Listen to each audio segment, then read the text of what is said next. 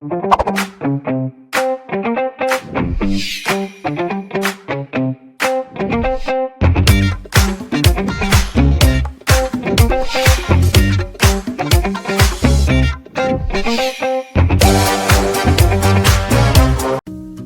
grandma gasped and was surprised because Sade didn't kneel to greet her when they met. Even when Sade brought her a cup of water, she handed it to her with her left hand. "This is so disrespectful, Sade," Grandma said. "What is disrespectful?" Sade inquired.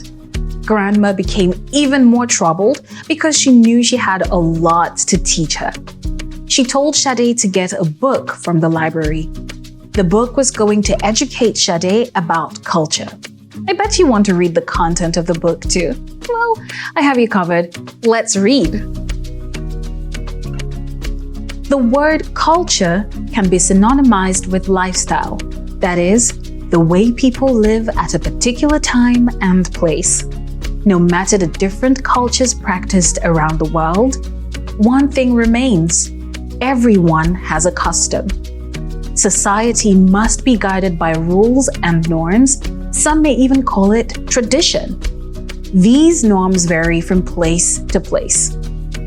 In African culture, it is indeed considered very disrespectful to give an older person anything with your left hand. In some cultures, it is considered rude to ask a visitor if they would eat because it is assumed that you should know that they would want to eat. In another custom, it is rude to offer someone food without asking them first.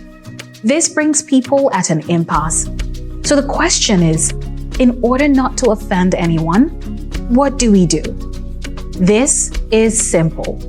If you are visiting any place for the first time, it is advisable that you research their beliefs, customs, ethics, and even language before going there. This is the first step to having manners and respect for one's culture, which they would appreciate greatly. Greetings are very important in some cultures, so let's start with that. In Yoruba land in Nigeria, when you see an elder, you must greet by kneeling, bowing, or even genuflecting. This shows a sign of respect. In India, you touch the feet of an older person to show respect. This is called Charan Spash. Also, another way to greet in India is by placing your palms together and saying Namaste, which means adoration to you. Europeans are not left out.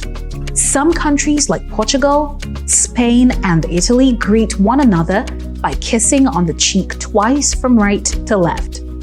France, on the other hand, kisses thrice or 4 times on the cheek. Argentina adds a twist to the way they greet. They give a hug and a kiss on the cheek. Germany is a tad different in this regard. They greet each other with a firm handshake. A Portuguese traveling to Germany should be informed about the German greeting culture. To show grace, respect, and class, it would be wise for the Portuguese not to go in for a kiss on the cheek, because that may not be acceptable in Germany. In Japan, you bow, while in China, you bow or shake hands. In Thailand, you press your hands together and slightly bow. This is called Y.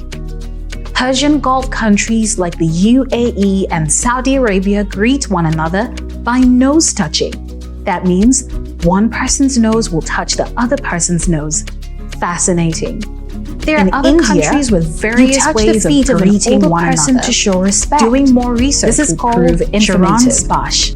Culture is a beautiful thing.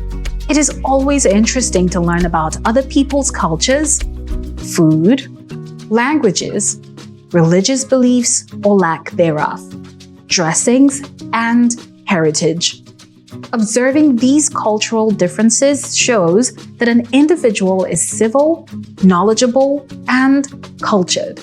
So when you learn about these cultural differences, treat the information and practices you learn with respect. Wow, that was an interesting read.